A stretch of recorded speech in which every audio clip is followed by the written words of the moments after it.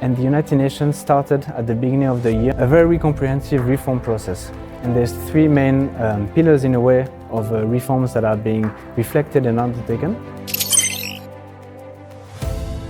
The gap might not be narrowing. In some places it's actually increasing. And this is something the United Nations is working hard to try to fix as well. With wars, with tensions, with conflicts. And they see that they exist and they think the United Nations is not capable to addressing them. And that's not wrong.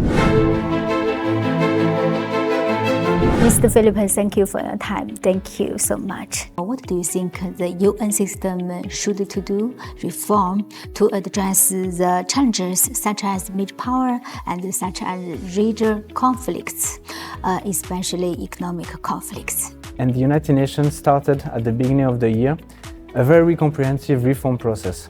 And there's three main pillars in a way of reforms that are being reflected and undertaken.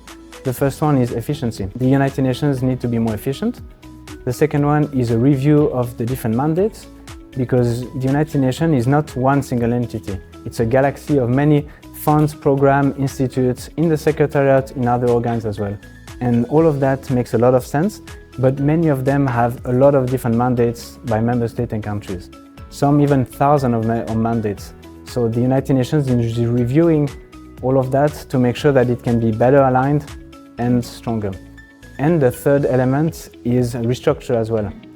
Given the size and given the shape of the United Nations, a lot of discussions are being made in restructuring a little bit more what we do in order to be more impactful.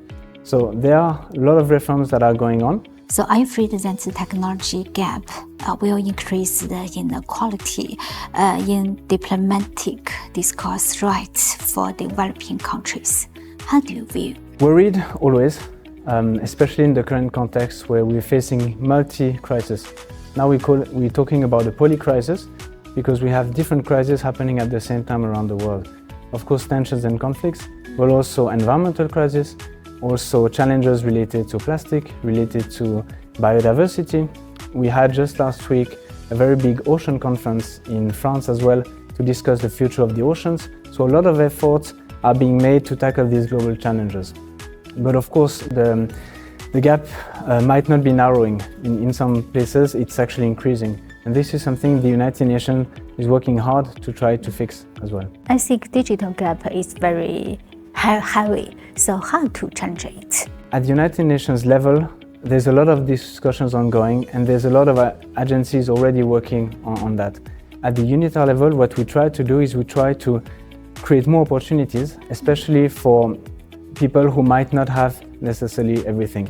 But we're talking about gender, we're talking about young people as well, we're talking about people with disabilities, people not coming from cities, people who don't necessarily have a good access to internet and technology, so it's important for us. It is true that the perspective of many people around the world on the United Nations is not necessarily a positive one, or it used to be maybe seen in a better way than currently, especially because many people link the United Nations with wars, with tensions, with conflicts, and they see that they exist and they think the United Nations is not capable to addressing them. And that's not wrong, but the United Nations go much beyond that. But when we focus on multilateralism, that's the role of our division at UNITAR, the Division for Multilateral Diplomacy. We are trying to strengthen multilateralism.